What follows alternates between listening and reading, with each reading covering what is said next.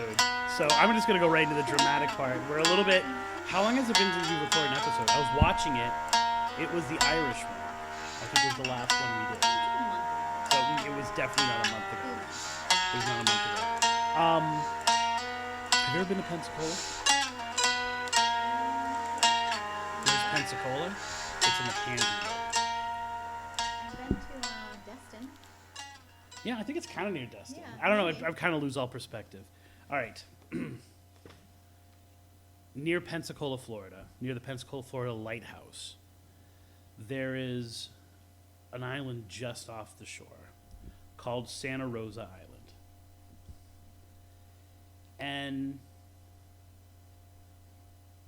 at times, it was completely barren. Whether it was because of storms or whether it was because, there was really nothing out there, nothing would grow out there. It was an island that whatever was there was there. But because of its location in the Gulf of Mexico, because of the currents, because of its proximity to the land, ships were always getting destroyed. There's a lighthouse there? Now there's there's a Pensacola lighthouse right near there. Oh. You're not supposed to interrupt me during this part. Okay. This is the little dramatic retelling thing. Oh, okay. Try harder. I was being extremely dramatic. Which also meant that it was a haven for pirates. Pirates raiding all throughout the Gulf of Mexico, all down the west coast of Florida, the Gulf Coast as we call it. They would find their way back up there. And oddly enough, because of that, there seemed to be great fishing. Great fishing? This is going to be a theme throughout the entire show. Fishing? Shipwrecks and fishing. Okay? Like castor rail fishing? Probably not cast rail, more of like pull stuff up kind of fishing. There was an English ship that was taken over by pirates Wait, They Santa c- Rosa? at Like Santa the- Rosa Island. What are the Columbus ships? The Nina, the Pinta, and the Santa Maria. Oh, okay. Nothing like that other than the word Santa, which means saint, by the way. Aren't you Italian? I didn't say I didn't know what Saint meant. They killed the captain. They killed all the members of the crew. The only two people that were left alive were two English women that were on the ship, one of whom was the daughter of the captain. They took the two women to the shore of Santa Rosa Island, and as the ship took off, the people who were left with the prisoners decided they would get a little frisky. But the women were not having it. They fought back. They tried to run away, at which point they were decapitated. The woman? Mm-hmm. So now, if you are on Santa Rosa Island on a moonlit night, you will see these two women walking around, arms flailing, looking for their heads that they will never find. That is what we're talking about tonight. That is the battle zone, right? Because you hear a story like that. The very first thing I heard a story like that, and I thought, I know you've gone back and listened to all the archives. You're talking to the audience. Oh, yeah. No, I'm talking to you. Oh. I know you've listened to all the archives, and so you know we've done several head episodes, or we've done one head episode. Head episode. Okay, so first of all, we should probably say there's going to be, I think we should do an over-under right now about how many head jokes we do tonight. So where do you think we're going to lie in terms of like... I don't think I'm going to do any head jokes. You're not going to do any jokes? Okay, so I'm going to do 27. So we'll put the over-under at 10. I'm going to write this down officially. Episode 121, there's going to be 10 jokes. All right, I'm taking About under. You're taking the under? Okay, well, that's silly because I could just make 10 right now. Then how do we do over under then? What's So that gonna speaking mean? of the archives, okay, normally I'm one of those people who's not like, okay, let's get right into like the story, like No, you're let's put the not. business stuff aside. That's not what I meant. I said that in reverse. We do need to actually do some business, right? Halloween season is over. I'm back. I'm personally back in creative mode. I don't know what mode you're in. But I'm going to be producing a lot of stuff. I've got more videos made. I'm talking to you at all times. Okay. Unless I go like this, I'm talking to the audience. An important thing that I need to say is that we had to switch our servers. And so I had to go in, I had to edit because our server was going out of business. Oh. So everything was going to be erased, everything was going to be changed. Okay, so this is where you plug the, where they get them? No. What? Where Patreon? No, I'm not doing Patreon right now. I'm just saying that, like, now, because we had to do that, where you can get the show has changed. Oh. Right? So we are now on all platforms. So we're actually on Amazon Music now. We're on Spotify. Our joke used to be we're on everything but Spotify. We're on both those platforms in addition to iTunes. But the important thing is, if you were subscribed to iTunes, you have to go resubscribe because it's technically a different feed. This is still called the same thing? It's still called Tripping on Legends. You'll know it's different because it'll say Tripping on Legends and then it'll say Crossroads Media underneath it. But if you go and you look for the old feed, or if you had subscribed and you're wondering why you haven't gotten an episode in a little while, we've actually released 2 episodes that never made it to iTunes with the old server. Special? No, screwed up. Sorta. Screwed hey. up. Like, Wink, no, wink. they're there, but they were just never like distributed. So, Bonus, if special episode. if you're enjoying the show, if you enjoy the show, and especially because we're going to talk a lot about Head. episodes, we're going to talk a lot about Head, but we're also going to talk a lot about episodes that happened already or reference back to. This is an excellent time. If you haven't, why not spend the holiday season catching up on Tripping on Legends, right? We are at episode. Encouraging your friends and family. We are episode right also, and then maybe we could do what Deanna wants to do and do a Patreon or something. And then you're going to find that we have more than 121. So we have probably 150 original episodes, some of which are actually still video in the new feed. So you can watch the video of later episodes or listen to the audio if you don't want to look at us while we're doing it. I wouldn't say that my looks are at least not a selling point. Please do that. As while you're doing it, you might as well subscribe to or follow us on social media. We're at facebook.com/trippingonlegends. We are on Instagram at Spooky Tripping and on TikTok too. So the good thing is I've been able to expedite my TikTok. I can do them a lot faster now, so I've been putting out more. Oh, boy. Well, you're tagged in about half of them, so way to keep up with things. You're back in the flow of it now. I've got you back in the fold, and I'm gonna present a whole bunch of stories for you tonight. Okay. Some of which are kind of sketchy whether we can legend trip. Okay. Some of which are like, dude, we need to go here and do this. So one of the things. The last time we talked, it was about Ireland. You Right. Still haven't taken me. Nor have you taken me to Ireland. We haven't even given me Irish food or potatoes. I just mean like that as a general thing. I didn't want to mean to do a strike against the Irish people. No, aren't you Irish? But this. You're not Irish? Isn't everyone Italian Irish? This No comment. this episode was one of those things where I was actually planned before Halloween. I had some things that I was like, oh, here we go. And then the research got derailed because of the storm. For those of you guys who don't know, because, the last couple episodes, I don't know, we suffered a hurricane, so that delayed us. And then we got into Halloween. And then right after Halloween, there was another tornado, another hurricane. And so this is like the first time you and I have sat down in probably 4 or 5 months, believe it or not. Wow. And then we haven't had that many episodes, but hopefully, whether they're with Deanna or not with Deanna, like solo ones, no offense, we're going to be able to produce more. So you're going to want to follow us on social media because we got a lot of interesting and exciting things and events that I'm not going to bore you with because by the time you hear this, it's probably already passed. So, for example, I'm at Spookella this weekend. I'm not going to bore you with. I will advertise the Southwest Florida UFO and Paranormal Convention. What month is that? Which I'll be posting. That is in January. So it's like the second or third week in January. I don't have the date with me right now because it's on the phone, which we're using for that. So, but we've got interesting things coming up, so you want to follow what we're doing on those social media platforms. That first story, as I was reading it and as I was researching it, and you asked how many stories we were doing tonight, as you were looking over my folder of research, you were like, oh my God, how many stories are we?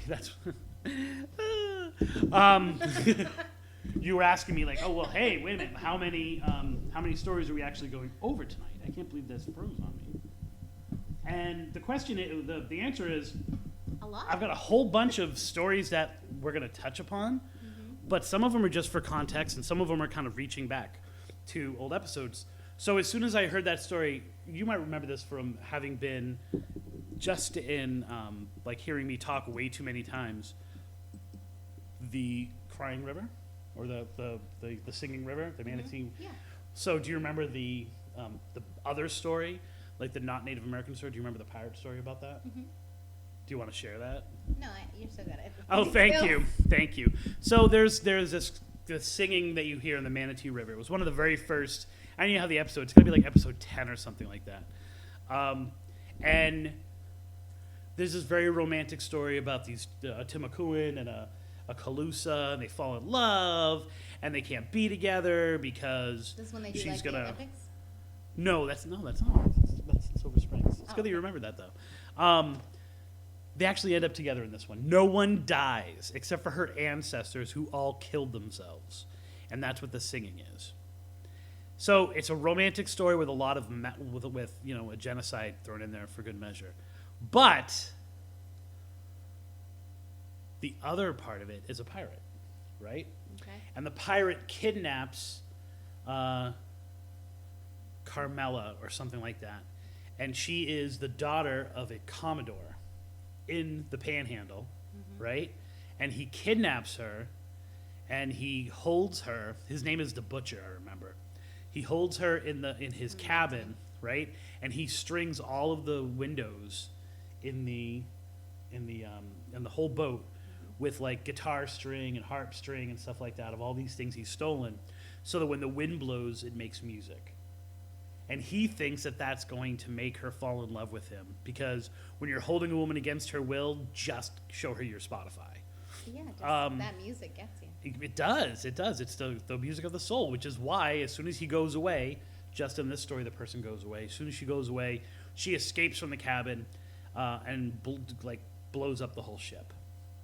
And she blows up the whole ship. She ignites first of all, she slams some holes in the hull so it starts to sink. Then she sets all of the the gunpowder and stuff on fire. And she goes back to the top, and as everyone's like screaming and jumping off the boat to their death, because you can't, it's a river, right? It's a pretty wide river. She's singing with the music as the ship is going down, and that's what the singing. So she goes down with. She goes down with the ship and dies, and so it's a lot of these similar themes going on. And it's kind of one of those things where we're going to talk about themes tonight, because I know we're going to get to we're gonna honor the story, but we're going to see a lot of these same little elements in all of these stories come up time and time again, right? There's some kind of fascination we have with headless ghosts. Wait, who's headless in that story? Well, no one, except for the fact that I'm saying that doesn't fit the theme. It's the captain's daughter and the commodore's daughter. Yeah. Right? They keep her against her will. Every woman he is goes a daughter. away.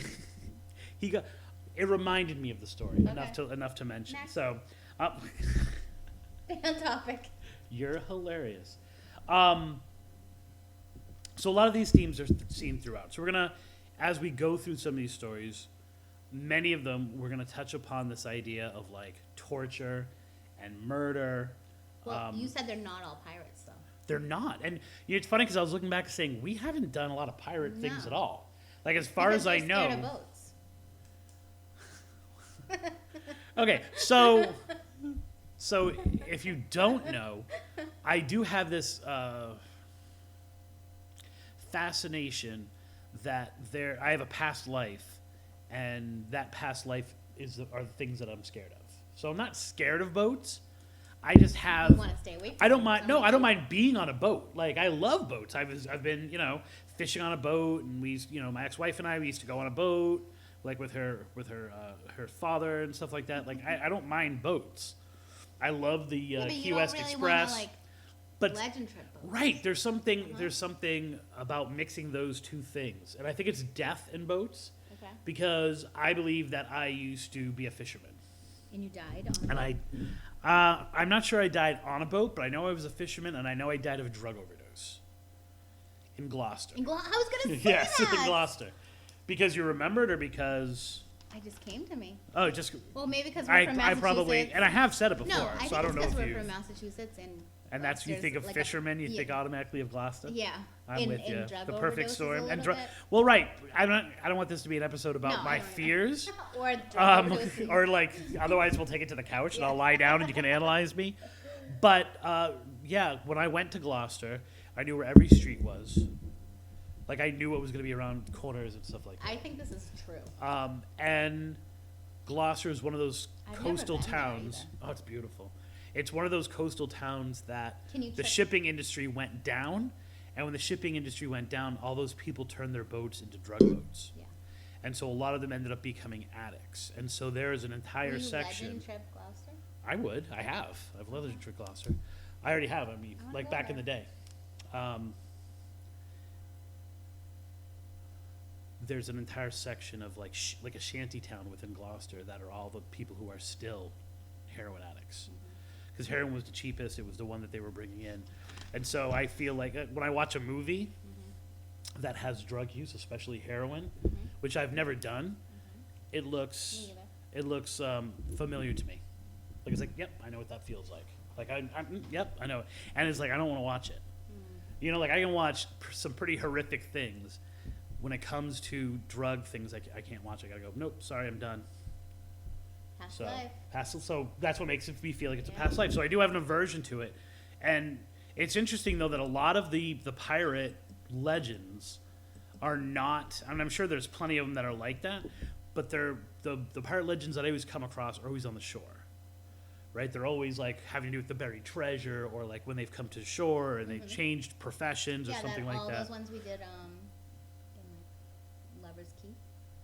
Didn't we go over there? Key West. No, remember in We did like, go over to Lover's Key. Bonita Beach or Lover's Key. Or Yeah, but that was just something. us hanging out. That wasn't like a There was legend trip. there's pirate stuff there though. Oh, because I brought the research. That's Oh, why. okay, all Yeah, right. you didn't We never bring got to it. that. No, we didn't. Yeah, we never actually got to that research. It was such a nice day. So let's talk about being headless. Speaking of Lover's Key, let's talk about being headless and No problem. these things. It was funny because you opened up my folder, which I don't know what page you opened up to of this, but you went, oh, like the Headless Horseman, Oh, Sleepy Hollow. like Sleepy Hollow, but that wasn't actually anywhere in there, right? No. Like you didn't actually see it there, but you think as That's soon what as you we think think, of. 1870, Washington Irving writes Sleepy Hollow, right? Legend of Sleepy Hollow. It's not called the Headless Horseman, even though that's what people know it as. Oh, because it's a kid's It's kind of like when I it's a talk kid's story. when I talk to my students, they always called call it Sleepy Hollow. Rapunzel. They never call the movie Tangled, right? And so No, you mean the opposite? The new kids call it Tangled, but we call it Rapunzel. no, they call it Rapunzel. I'm like, there's no such movie called Rapunzel. They're like, yeah, with the girl in the hair. And I'm like, I know who Rapunzel is. It's called Tangled. And they go, oh, yeah, it's whatever, Tangled. So in the same way, we think it's called Sleepy Hollow or the Legend of Sleepy Hollow. I mean, the Legend of the Headless Horseman or the Headless Horseman. It's actually not. It's called the Legend of Sleepy Hollow, which is where it takes place. What do you remember about that story? Sleepy Hollow? Yeah, Um, the Legend of Sleepy the Hollow. Legend of Sleepy Hollow. I love that story, by the way. As a story, forget about the plot and everything like that. I love actually reading it. I love the way that he writes, like with this like He weird, wasn't really headless, old was school he? Did he just have sarcasm. like a pumpkin on his head? Did he? Was he really headless? He wasn't. We are near Orlando, I guess, close enough to only go the Disney version, but no. So I he's can't remember, I a guess. former Hessian soldier, You know what he kind of reminds me of is Yankee Doodle. No, yeah. like the movie Yankee Doodle or the Like song. who wrote into Paul Revere? Paul Revere. I get all of those. You're mixed literally in. from Braintree. That's awesome. I'm from Weymouth. Weymouth, whatever. So the story is, as people know, it's there is a legend of a soldier who I believe got his head taken off with a Could've been Paul cannonball. Revere. Was not Paul Revere. Post Paul Revere. Yankee Doodle. 1870s. That's like 100 years past the time. And so he is a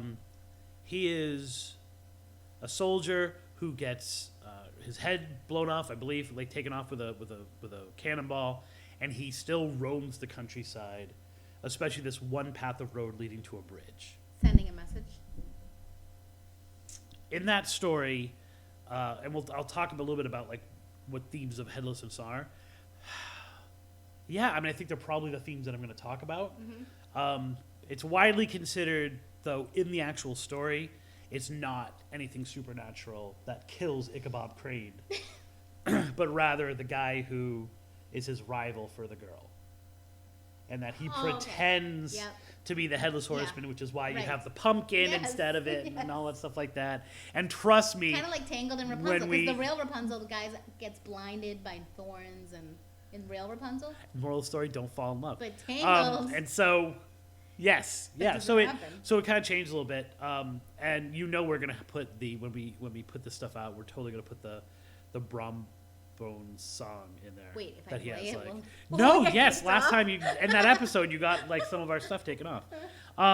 So there are these themes that kind of go through. It is this idea that like it's tragedy and it draws us back to these events, right? So often there are these things in history we're supposed to remember, and we mark them with these headless soldiers, right? So we're talking about New York at that time. This idea of like they had just won the Civil War, these Hessians had helped us win the Civil War, and so therefore it was like this very superstitious area, and so they were calling back to that.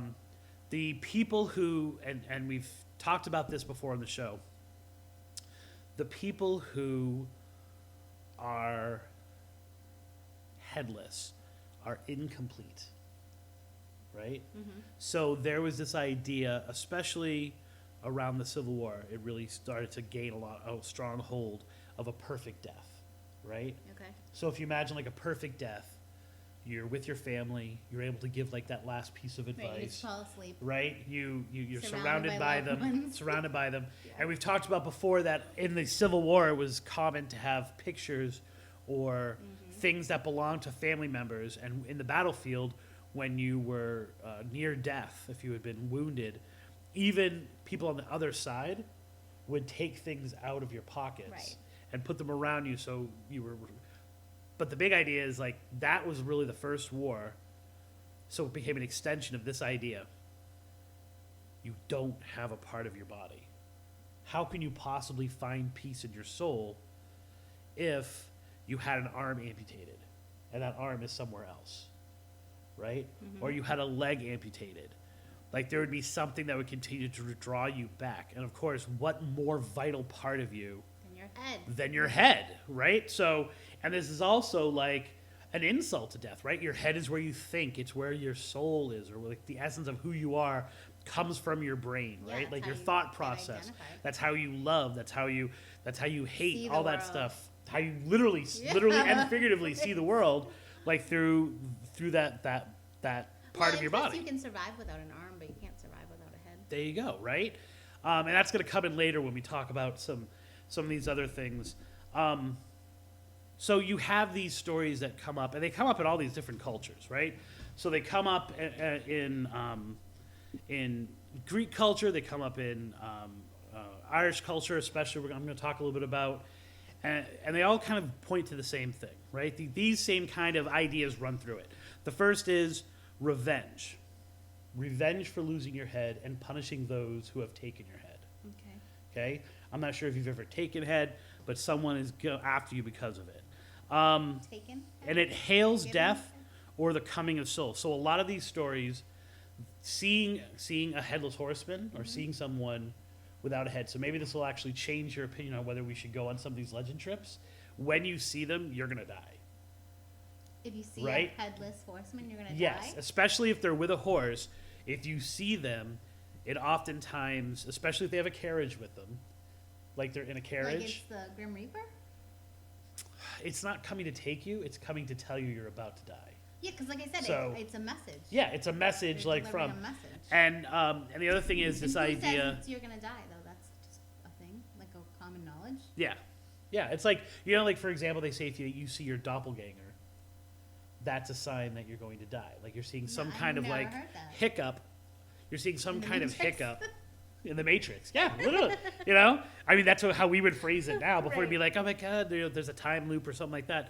You are seeing like a version of yourself in the future that That is you're about not- to die or okay. whatever. And the other thing is like this idea of like you can't kill the past. So these headless horsemen, even more than other ghosts, are really supposed to, because they stress the grief or the guilt after the time of the tragedy. Like it's like something incomplete, something left behind, and so therefore it'll never be settled. But sometimes that's like actually a good thing, this idea of like remembering the past through these different headless people that kind of appear throughout. You're like, I have no idea what you're talking about. No, I'm still stuck on the fact that like they're bringing a message, but I don't. I'm like, it's not Well, that you're gonna die. Okay, so let's. All right, so I'm gonna mispronounce all of these because you've already heard how horribly I do my Irish things. The Dullahan in Ireland, which means the dark man. And the funny thing is, I had to go. I don't know if have you ever even seen this. I had to look into this. No. Do you know what this is? No. This is the OG Tripping on Legends book, like the first one that we opened up. It's hilarious to go through this. 90s? From like what is it, 1916? No, 2016. This idea, all the things like I'm talking about are like right here on this. So I was actually able to find this. You can check that out on episode 50, Dead Man's Oak, which is our journey through Central Florida, trying to find where this headless person is in Central Florida. Okay. Because there's all these different stories about like where it was, why he lost his head. They believe he was hung and it popped off. That's one story. But then we started talking about the Dunahan. So I'm just going to kind of go over some of it. There are some things. Okay, so it's an Irish belief, and it's a demon, or it's a fairy. Yeah, I was just gonna say. Or it's a ghost, yeah. or it's a, you know what I'm saying. So there are all these different things, but he still wanders. He is the servant to someone or a god named, or like a deity known as Crom Dulal, which I'm totally mispronouncing. Now, the deal is that back in pagan days, in Irish pagan days, he demanded sacrifices, right? And so they would... This guy Crom did? Yeah, we'll just call him Crom for now. Even that part I'm probably mispronouncing. Crom. So he demanded heads, right? And so you would have to sacrifice Human people. heads? Oh yeah, no, human heads. And so you'd have to cut their heads off, give them to him, and he would be satisfied with that, right? But eventually the Irish started to convert to Christianity, right? So they started to become Catholics, and they stopped doing this pagan ritual. Well, the dude still wants his friggin' head, right? And so he sent this guy out to get the heads that he wasn't getting. So when you don't get head, you send another guy out to get it for you, right? And so so he would roam the land, and he had no head himself, and he would behead people and steal them, and then sometimes they would also become these headless spirits. He was not only on a horse, he was on a carriage. So right? This is the original he was on a carriage of headless horse and carriage. Well, yeah, like that's kind of where the idea comes from. The way it's kind of come down to us. A lot of this came from Symbol Sage, the website Symbol Sage, and so he would kind of go around the countryside. He had his head, he had his own actual head in his arms, just like we think of the headless horseman, non-pumpkin headless horseman. Only like it would be this like fleshy thing, like with the flesh like dripping off of it and stuff like that, like kind of like zombie-ish, right? And if he found you, like boom, that was your message that he was going to take you. So he was not the Grim Reaper. He didn't have to kill you? No, yeah, that he would kill you. He would take you and kill you. So it wasn't like the Grim Reaper who, it's your time, it's time to go. He was actually out hunting. And so over time, they kind of lost the origins of what he was, but people, in folklore at least, were still seeing this guy, and so it became, if you saw him, you were going to die soon. And when you died, he was going to take it. And that kind of fits right in with, like, other things, even, Ghost Rider from Marvel. Even he still has a flaming head, but it's still that same idea, this idea of, like, someone on a steed, something weird with their head coming to take you away. The best part is if that ever happens to you. So here's a little public service announcement. What would you do if he came, right? And he was like, you saw him, you saw his fleshy head, he was riding with his horses. Just let him take me. No, well, that's sad. No, run away. The main thing you want to do is make sure you don't look at him. He doesn't throw blood or dirt at you. Okay. If he throws blooded dirt at you, you're now marked, and he's totally like So death run is away. going to come from you. Or just dodge blood. Have you ever dodged blood? No. No. Well, maybe that's something you need to Practice? work on. Yes. There's also kind of almost the opposite of that. flashbacks of dodgeball. I know. And I'm having flashbacks of Red Rover, Yeah, he's dodgeball. like, Like, I don't know. I Like get how into like those how games. much better would that have been if they used blood, right? Like, although oftentimes being fat and slow, blood was involved when I played dodgeball. In Norway, it used to be a tradition, and it's not like an old tradition. It's not one that's been like forsaken that long ago. You would cut off the heads of powerful people who are bad powerful, Okay. or just people who in life were tricksters, people who in life who were bad people. So they could be the headless horseman? No, so that you would actually cripple their ghost, right? Yeah, but you were just saying Like, how there powerful was- these headless people are. Okay, but this is Norway where they're not how powerful. Like, this was the opposite. That's why I said this is the opposite. Like, they would actually decapitate corpses because there was this idea that if you remove the head, you remove the power from the body, right? And that's something you've seen in things before, like people take the heads of things. We were just talking about, Like the King Tut or something? I don't think Okay. King Tut had his head taken away. Maybe like in the Egyptians, like the pyramids, like they stole their heads. They make that up. Yeah, I think you did. I don't know what movie you're watching, but It's in my head. but you, I mean, even, what was that movie with Zorro, right? Mask of Zorro. Remember, he puts like the guy's head in a jar and like is drinking from it all the time. It's like an iced tea. Oh, it's a good movie. You should watch it. Antonio Banderas at his best. But this is like that idea gets kind of brought down to vampires, right? Like, what do you do to a Yes. vampire? Stake through the heart, cut off the head, right? Yeah. And it was tradition to, and Bram Stoker heard of these kind of Norway stories, and he kind of added that to the lore of the vampires. This idea is like, if you want, there's something still powerful about a spirit or a ghost, or specifically like a ghoul. So ghouls are people who walk around trying to feed off the dead, right? Zombie? Because No, they've zombie got feed off powers. I'll get to that. They've got power. So if you want a loved one to not be the product of a ghoul, you chop off the head and you cut off that power supply, and the ghoul is like, oh, that's not, I would rather have this body Right. because it's got the head connected to it. And it's you know, your everything you were saying before, the power is in your head, like and so that's kind of the idea for zombies, right? Like, these zombies, they have no brain, but the power is still in the head. So what do you do to a zombie? You always shoot Cut them in its the head head, or off. you cut the head off, and Yeah. that's like the only way to stop a zombie. So this is one of those things that's like kind of been repeated and seen time and time again. And so there's this idea of, there's a definite connection between these headless, we're obsessed with death and head, right? You are. And so I really am. Those are the two things that I live for in life. Death and head. So I'm going to give you three stories, like three major stories from this. Okay. And I cut them. There were more than three. I And there's know. more than three actual There's stories. a pile. There is a pile. And I think what we're going to do is we're going to start out with, we'll say, the cheesiest one, Why do or you the call most it cliche cheesy? one. I'm going to call it cliche. Okay. Because it takes place in what is the most cliche haunted area in all of Florida. St. Augustine. St. Augustine. And people are constantly asking me, when are you going to St. Augustine? It's so Have you been to beautiful St. there. Augustine? You've been. I've been. When you were there, did you go to the Castillo de San Marcos? Yeah. You did? Really? Oh, yeah. Beautiful. Tell me about it.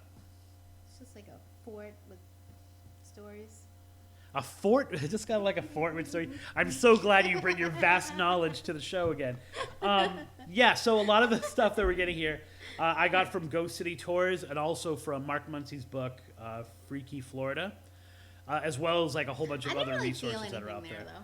In usually the am good about actual feelings, in the though. actual fort, Yeah, like walking. which is also On the known. They land. switched the name. It's also known as Fort Marion. Yeah.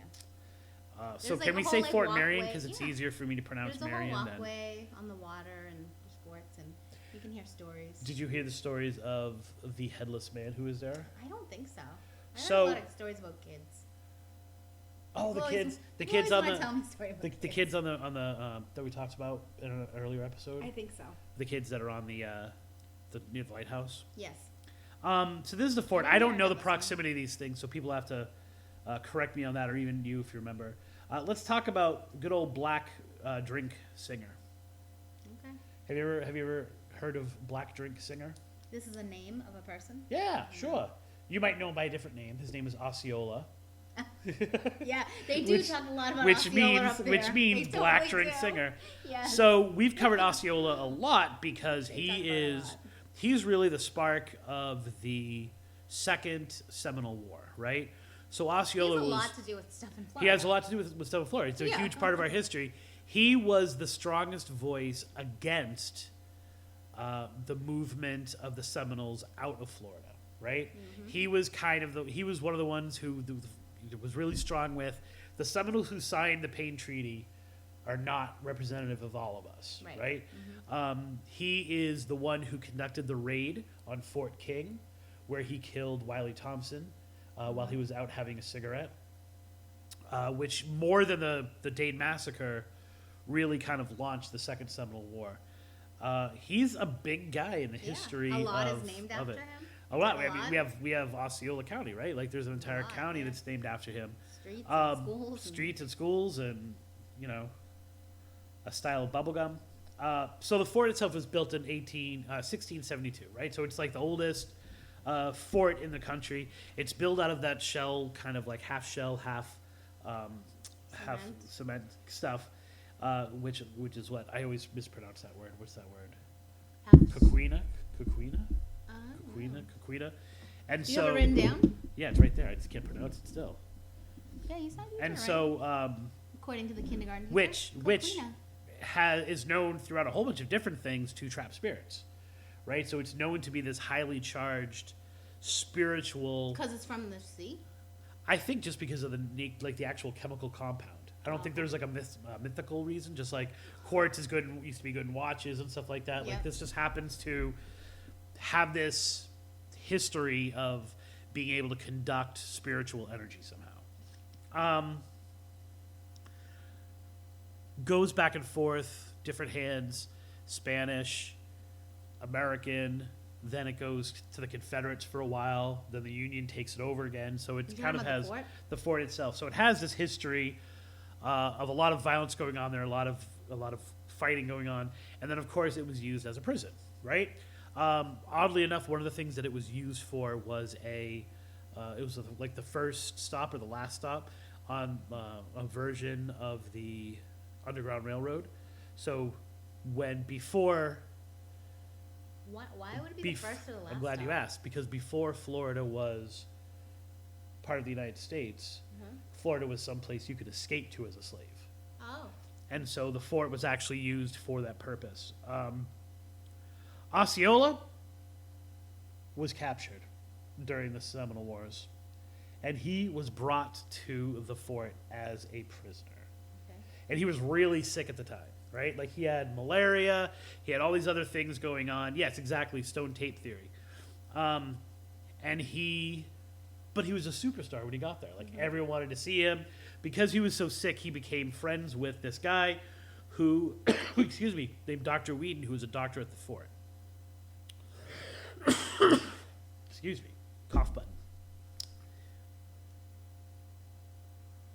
Osceola eventually, with a whole bunch of other Seminoles, gets shipped off to Fort Moultrie, which is in South Carolina. He continues his friendship with Dr. Whedon. Dr. Whedon actually treats him, according to Mark Muncie, actually treats him while he's still there. And then Osceola dies and is buried at Fort Moultrie. In South Carolina? Uh-huh. However, before he's buried, Dr. Whedon, who is into that kind of thing, beheads his friend. Brings him back, Just the head? just the head, brings just the head back to Is St. this true? Augustine. Yes. Puts it in a jar, which he displays at his store, right? He has this like pharmacy. Okay. He displays it at his pharmacy. Wow. right? So this is like, that's And how. like formaldehyde So or they always something? say, like, if you love someone, head. If he's your buddy. So, Bring 'em head. am I at 5 yet? Am I at 10 yet? Yeah, you are. So this is kind of like the famous story that's passed along, and they say that Osceola's ghost is seen. Where's the head now? I'm glad you asked. It gets passed down to Whedon's son, passed, and eventually makes it to the Medical College of New York, Okay. where there is a fire that destroys the majority of the building, and the head is never seen again. Wow. So it's believed that it actually burnt up in the fire. It's said that Whedon used to actually try to freak his kids out by saying, "Good night, kids, I love you," and then he would put Osceola's head like on their bedstand. Oh my gosh. So that they could like Dad see jokes. it. Yes, Dad yeah, jokes. dad jokes gone wrong, right? And so a headless Osceola is supposed to still haunt Casa de San Marcos, which to me doesn't make sense. Why? Because he was in South Carolina? We know that doesn't Yeah, matter. he died in South we Carolina. know that doesn't matter. He's associated with the really more of the west coast of Florida and the Ocala and places the like middle. that. And so I don't know. It seems to me like just because his head was brought there, like so maybe it's the idea of like he was. Where is he born? Where is his like wife or lover? I'm glad you asked. He was actually, I don't know about his lovers. Although I do know his lover was not African American or a freed slave. I did find that out in my research. But he was born, I believe, in Alabama. And so there's, I don't know. It kind of like, it begs the question of where are you going to haunt? Are you going to haunt where you die? We just got into Are you this going to haunt like before. where you. Remember the Screaming Man? We talked about like, where are you gonna haunt? Where you die? Like where your lover is? Like, or... right, which is why we always say, like, well, Yeah. why is a cemetery haunted? Like, why would you haunt the cemetery unless there was a reason? In that case, we felt, or at least I felt, that the reason he was in it there was because he's like, where the hell's my wife? Yeah. So, does Osceola return to St. Augustine because he's like, I Where's know my my head? head's around here somewhere, right? Like, I know, and if so, why doesn't he go to New York? Maybe that's too far removed. That's he's like, I'm not going all the way. Well, I 'cause he was a recently doctor, went back went there. from Florida to Massachusetts and South Carolina. Going through South Carolina is almost as bad as getting to New York. So Why? it's like I feel like it's a shot. Once you get past South Carolina, I feel like it's a shot to Oh New York. yeah, because the states are so much smaller. Yeah. Although they're not, There's but a lot they more feel going on. smaller. It's not all Because once you've farmland. passed south of the border, it's you're all set. South of the border, south of the border, Um, south of the border. I noticed there was a lot less of them. Oh now really? On 95, yeah. Because the hurricane took them away. I think more of just people don't go there. Is that haunted? That's or is there the idea of someone sees a ghost? It's no head. So it's not like you can say like, oh, that looked like a Native American. Right? So why do they assume that it's Osceola? Because it makes a good story. Because he's the most famous person Yeah. that died there, right? Or most famous person associated. The theory that like Man, if a it's place another will headless person, they're like, what the a heck? place will always be haunted by the most famous Yeah. person associated with it, right? So that's kind of the first story, like, and that's probably I would say the most famous headless ghost in Florida is this ongoing tale. But then again, St. Augustine's got this like, na na na na na na na. There's ghosts, like they really pump up the whole idea Yeah, that but there he are. was really headless, and he was really there, so they have the right. They actually dug up his body in South Carolina, and they found that he didn't have a head. So this Yeah. story, now whether he actually had it on the nightstand of his kids or the bedpost of the kids, So you whether don't he know had if it that's true or displayed, not? but we do If the know doctor had it? we do know that it did make it to the Medical College of New Oh, that's York, true, and we yeah. do know that he took the head, right? So there are things that confirm it. There is a headless ghost. Osceola was here. They kind of just put all the pieces together for that. So if we ever go to St. Augustine, because I know you're still itching to, we would definitely have to see if we can see the We were so ghost close of. that one time. We were, and I was actually, what's her name, Lauren from Paradise After Dark. Mm-hmm. She literally was like, "I'm in St. Augustine. Can you come?" And I was in Ormond Beach, and she was like, "Come, Oh, let's do it. really? Let's do a Halloween episode." And you didn't? And I didn't. We couldn't make it there. So, what do you think? Would you go to that one? Yes, because you already kind of want to go to St. Augustine, right? Yeah. How about the next one? Mm-hmm. This one could be my most favorite of them, but probably the least likely to actually be able to go to. Okay, let's see why. Well, just so you know, I have been working diligently to get us this legend trip. This one takes place at Seahorse Key, which is right off the coast of Cedar Key. Okay. So we're talking a little bit past Tampa, right? So not too far, right? Mm-hmm. Only Seahorse Key, which has a lighthouse Oh, itself. this is the one I read. Yes, this is the one you're going to read now. Oh. This special book. It is. It's only opened like 4 times a year. It's not open for the kind of thing we want it for, and it is owned and run by the University of Florida, who use it as a research facility for conservation, right? Like it is considered, it's a wild area now, and they use it to study these animals and things like that. So we just need to be friends with like an environmentalist? I have gotten in touch with them Uh-huh. and approached them on several different platforms over the last couple days, and I'm dying to see if they get back in touch with me. Okay. Until then, we do have the stories, and we can go to Cedar Key. And there are some interesting things in Cedar Key, as we can find out. I think it's hilarious you won't take it out of the bag. It's fine. So, Look at this. using interlibrary alone, right? I was able to get this book. I know if you're listening, you can't see it, but it is in a Ziploc bag, which we all know as archivists, that's the way to store things in a Ziploc bag. No. It's not just a Ziploc So- bag. It's in like a cardboard. It It's has easier a- than cardboard. It has a cardboard, it has like a binding. Yeah, it's like a book binding. It's like a cardboard book binding to protect the book itself. I was not able to find when this book was actually published because, as you can see, I know. I was trying as you to can see see that on the too. last page, I know. 2000. it says What is that? copyright applied for. I don't even know what Wow. that means. Copyright applied for. So it's at least old enough that people just couldn't, get a copyright for their books. And there are a few different stories from Cedar Key which I think are really interesting.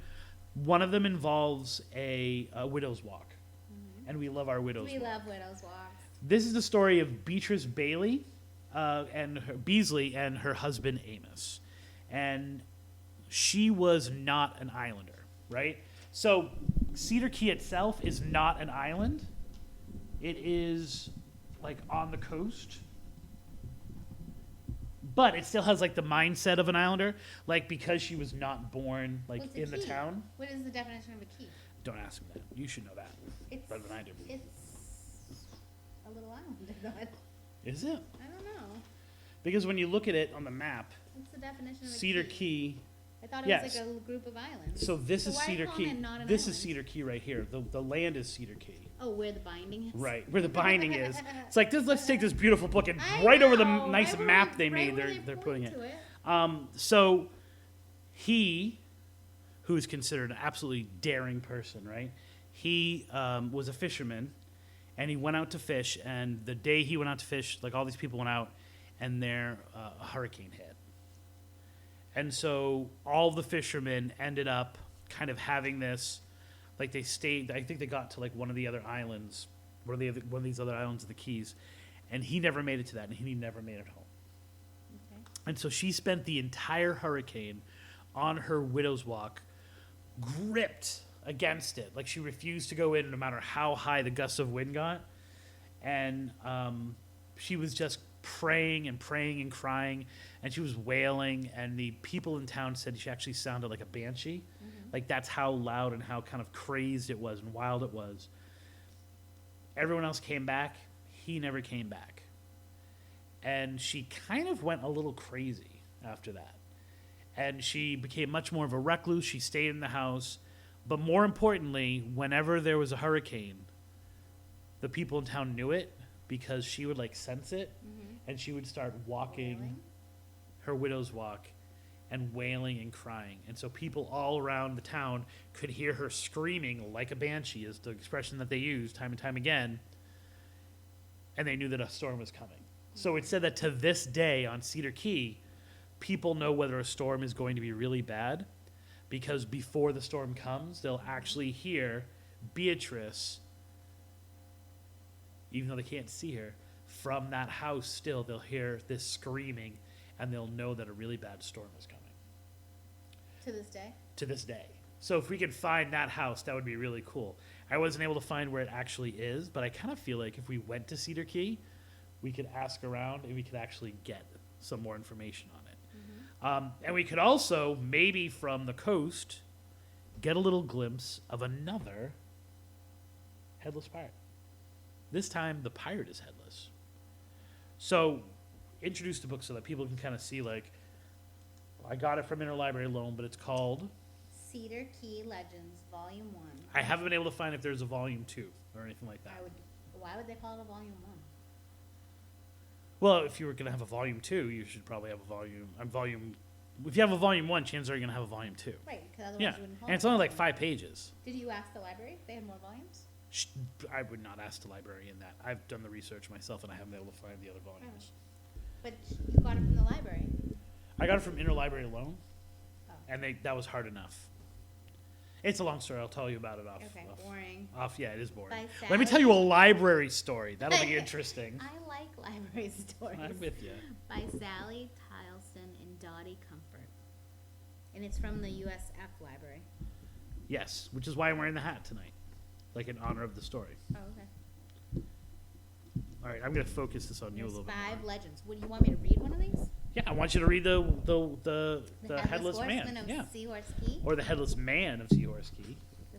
The Headless Horseman of Seahorse Oh, that's Key. what it's called. Oh, there it's called the Headless Horseman. Okay. What did you think it was called? It was just called the Headless Man. Other places that I've heard It it. says Horseman. Okay. Do you mind if I move this stuff so the camera can focus on you as you tell the story? I guess so. All right, there you go. Okay. The Headless Horseman of Seahorse Key. On moonlit nights, a headless horseman astride a pale palomino rides along the beaches of Seahorse Key, 3 miles from Cedar Key. So the story goes. About 1800, Lafitte, the pirate, left a fortune in treasure hidden on Seahorse Key with his trusted henchman as a guardian. Lafitte also entrusted to this Pierre Blanche, a palomino from a herd of stolen horses, which he was transporting to Louisiana. Sometimes referred to in other things as Pierre LeBlanc or LeBlanc. Okay. I'm just going to insert things when they're important. Of course. I'm used to that. The horse was used to aid Pierre in patrolling the island. Pierre, marooned with the treasure and the horse and provisions, endured a long, lonely vigil. After months of solitude, riding on patrol one day, Pierre reached a high dune he used as a lookout. He saw a skiff approaching throughout the shallows. A snake hunter beached his small boat and pitched camp on the sand above high tide level. Okay, so if we're thinking about this logistically, right? That highest dune is probably where they built the lighthouse. Wait, there's that not make a sense? lighthouse, though.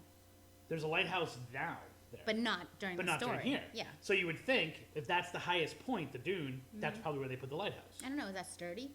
Can you build a lighthouse on a dune? Isn't it just like a pile of sand? Well, I think they use cement into the ground and stuff like that.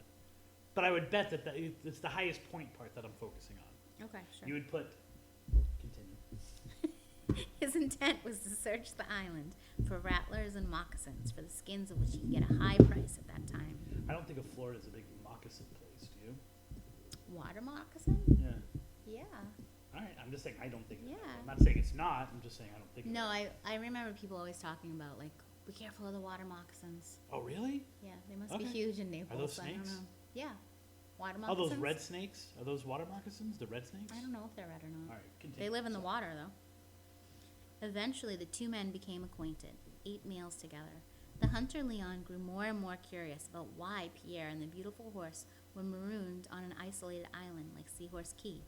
Leon pondered Pierre's secret reason and how he could discover it. At last, he found a method.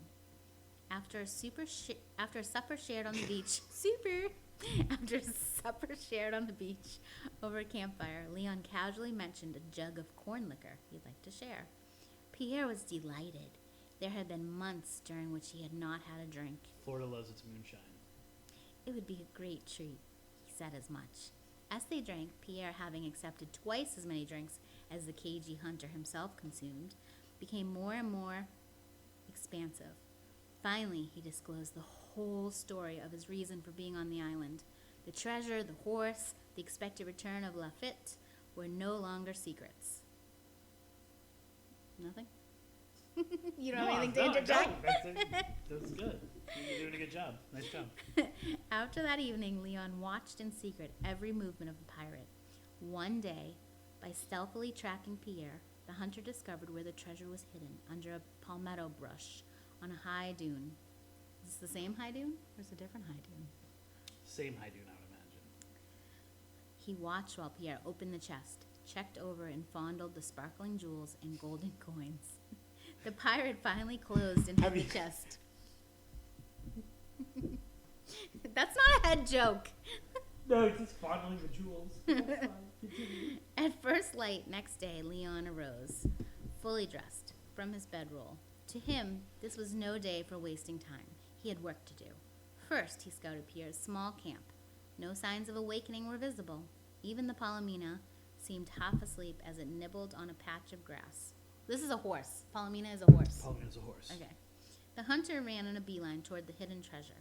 His procedure had been planned. He carried 2 large burlap sacks. The writing is really little. And at his belt, his long hunting knife. He hurriedly scrambled over the dunes, reaching the one where the treasure was hidden. He crouched, scanned the entire terrain for signs of life. None appeared.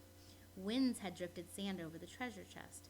Leon brushed it off with nervous sweeps of both hands. He opened the lid and saw what had fascinated his companion.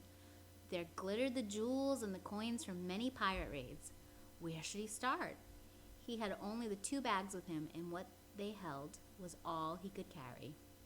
There was no point in lingering. With a hasty glance from left to right, seeing no moving thing within his scope, he began scooping double handfuls from the chest into his bags. Sweat broke out on his head and shoulders and ran down his back. As he worked, he became more and more absorbed. He heard nothing until Pierre's voice cut the air like an exploding shell. Whirling, Leon looked up to a face gleaming, well-sharpened cutlass held in the hand in his erstwhile friend. Still crouching, Leon's hand fell instinctively to his glittering hunting knife. He sprang from his half-kneeling position to confront his antagonist and defend himself and his booty. They circled each other. Sorry. They circled each other like 2 gamecocks. Both were barefoot. The sand was hot and loose under their feet. It's going to be tripping on middle school. Yeah, I know, exactly. Okay, As we finally got over, all right, continue. As they jockeyed for the more advantageous position. Pierre's cutlass was the pirate's weapon, so he, a buccaneer, knew well how to use it, its heavy, sharp blade. Leon, the hunter, trained in swamping and snake trapping, had an inborn knowledge of, an instinct for knife fighting in his blood. Pierre's blade was heavy to wield, but deadly. He needed space to do his best with it. The hunter's knife was like a razor. There goes on a long description about how they fight and the preparation for it. Do you want me to skip it? To the end. Pierre screamed, seeing his own red blood gush in an arc from his torn throat against the sky. Furious, Leon discarded his knife, grabbed the cutlass from the sand. Once slice blowing was all it took. It happened in an instant. Pierre's head rolled in the sand. The hunter picked up the severed head, placed it beside the chest. The body lay behind him, unnoticed. With unhurried hands, Leon finished filling his 2 sacks. He turned thoughtfully, glanced at the head on the sand, picked it up, and casually laid it on top of the remaining treasure. As an afterthought, he added the blood-stained cutlass. He replaced... Wait, so he gets the treasure. Mm-hmm. He kills his friend. Mm-hmm. Gets the treasure. Picks up the head. Then puts the head back inside the treasure box. On top of it, it says. On top of it, with the sword, it's like a mic drop kind of thing. Yeah. Yeah, and he's ignoring the body. I feel like that was important for some reason. Yeah. He replaced the lid, put back the camouflage of palmetto fronds, then picked up his knife and burnished it in the sand. The hunter pushed off from Seahorse with his 2 bags of treasure. Lafitte never returned for his horse, his henchman, or his treasure. He was incarcerated in Galveston and was eventually hanged for piracy. So he never came back for the treasure. The story goes that the headless Pierre often rides astride the ghost of the pale Palomino, keeping faithfully a patrol on the moonlit beaches of Seahorse Key. So the treasure's still there. The treasure's still there, unfound. Here's what I wanted, because we also have like the horse, the white horse that's at Celery Road in Sanford. Mm-hmm. Why the hell has the horse got to suffer? Right? Like, why does the horse, and even we were talking about the headless horseman before, the other ones, right? Like, where does that death of the horse come in? I don't know. I feel like it throws a wrench into what people think about ghosts, right? Like, it's ghostly legend-wise, it clicks, and we love it, and it's like we can imagine LeBlanc. You can't have a headless horseman without a horse. You gotta. Well, right? How could we just not a headless guy like walking around the beach? I don't know. Headless horse looking just for seems his sexier. It does seem sexier, right? Like, would I have even noticed the story if it was just a guy looking headless man for his head, right? Yeah. Which we are going to get to that, but it's like, well, where's the idea of like? Yeah, are there other animals, like in ghost stories? I mean, I know that there are ghost animals. The horse seems to be like the most majestic one, right? Like the most common one, and I think I hear this more in actual like true stories of people sharing experiences, are like their cats or their dogs. Mm-hmm. Even like the Lizzie Borden house has like a famous cat ghost. You hear people all the time about their dogs coming back, but the one that seems to be, and you can go to that episode where we talk about it's almost like they're using Celery it as an Road. accessory. And as an accessory, and it completes it, almost like that horse connects it back to that Irish legend of the dude walking around telling people that they're going to die, right? Mm-hmm. Or it somehow makes more sense. Why would he leave the horse on the island, right? Like, Maybe why would he? if And the horse doesn't die at the same time either. Yeah, but if you're so unless headless, you're talking like a lost, if they you're die headless, at different it's times. easier to have a horse to lead you. Okay. You know, it's hard to walk. Yeah, but around would with you, no if head. you didn't have a head, would you hop on a horse or would you try to walk around? It's not like the horse is gonna go. Because you can't talk Yeah, but horses. if you're headless to say like, horse isn't gonna hey, run giddy into up, horse, something. go. All right. You just use the whip, the whip. But and how the- do you know where you're going as the driver? You're saying that the horse You're is like, trusting the whoa, horse. brother, don't go there. Like it's. Yeah, the horse isn't gonna Don't go there, brother. The horse isn't gonna go into the water or the road. Or horses are pretty smart. So you think it actually has like a utilitarian an thing accessory, about it, yeah. as opposed to just being like it looks cooler, or it connects to like these older legends and things like that. No, about- because the guy walking around without a head looks kind of silly. He's like bumping into stuff, like putting his hands Oddly out. enough, like in Pirates of the Caribbean, when the guy loses his head, the fish guy loses his head, and It's he's like a like, chicken with "Oh his my, head cut what off. he did?" Yeah, he's like, Oh, a chicken with his head cut off. it's like Good. silly. But a horse is like guiding you. I'm not sure if I saw a headless man rising from the sand, because there are actually reports of people. Because once again, there's shipwrecks all over there. Some of them from Lafitte. Someone just crashed there. Which means it's great for fishing, right? So these shipwrecks, because they create these like unnatural corals, sea life Right. gravitate to them, and so fishermen love to do it. And so fishermen have been reporting this legend for 100 years, that these stories have been going on. This idea of like, Well, but they talk about ones without horses, too. yes, no, I'm just saying like, and so imagine. So one of the reports is of a fisherman, and he kind of decides to see that he's on that side of it, and he's having a pretty good day, that he's going to stay on the island, which you're not supposed to. Like before it was a reserve, you weren't supposed to stay there. It was like cursed because of this Okay, yeah.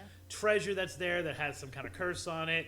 You might lose your head. Like that's the story that the fishermen would say, that if you stayed on the island, you would wake up, and LeBlanc would have taken your head, right? Because he's Right, looking so for they a head, wouldn't and do he's it. like, So somebody did do oh, it. here's a head. And so that was like the old fisherman's tale he used to say.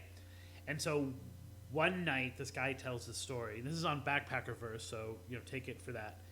And he's kind of sleeping, and he wakes up to see like these fingers kind of rising out of the sand, and then the hand rises out of the sand, and the body with no head comes out and like starts crawling towards him. And he gets on his boat, and he never comes back. So, and then the other thing that's often, once again, heard there are these banshee screams. So all these coastal cities seem to have banshee screams. Are we talking maybe just the wind, or because there's such a connection to like the wind really, we've suffered 2 hurricanes in the last 2 months, but this idea of like there's something haunting in the wind, and so banshees mimic that. But this idea at least of... No, but the women screaming for their men at sea. Well, right, except for it was always said to sound like a banshee.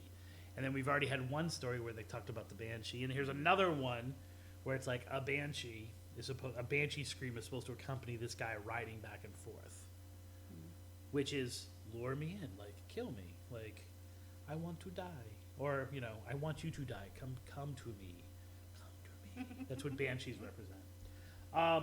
I think we can do this one. Yeah. There are like 2 or 3 other How do you get haunted on the stories. key? I haven't the Take a slightest boat? idea. You've got to take a boat. I would imagine there's a ferry, and like I said, they only open it up to the public. The website said 4 times a year. That's crazy. And the last one was in October. Okay. So you would imagine November, that December, January. it's like January. But I've gotten in contact with them, and I would love to be like, hey, you know what? I'd love to connect this to history. Talk about what you guys do. Like I've presented it as like Right. it's a win-win. Educational. Mm-hmm. Allow us to hang out in the dunes, of the. It actually looks like, if you look at the picture of it, the island itself actually does look like a seahorse. Really? Which is That's where why it it's gets called like, that. why it gets that name. So I think this is a very doable one. Okay. If we can convince them to allow us on the island. If not, we might have to get into kayaks. And like, there campground under the on there or cover of something, dark. Is there camping? There's a or- facility. No, it's like, it doesn't seem as if they allow people on, and when they do allow them on, it doesn't seem like they're allowed to like Can you stay do overnight. kayak onto it? I don't know, like, or one of those, like, when you see in the movies, like the Navy SEALs are in those little things that go like underwater, and they come up. Submarine? Yeah, like, no, but the little, like, individual ones Okay. that go under the water. Do you know what I'm talking about? Have you never seen The Rock? Individual Have you seen The Rock? No. You've never seen The Rock? Like with Sean Connery? The Rock. That's Dwayne Johnson. That's who I think you meant. Not Dwayne Wayne. With the flip-up glasses. No. The movie with Sean Connery, like Welcome to the Rock. And Nick Cage, and they have to rescue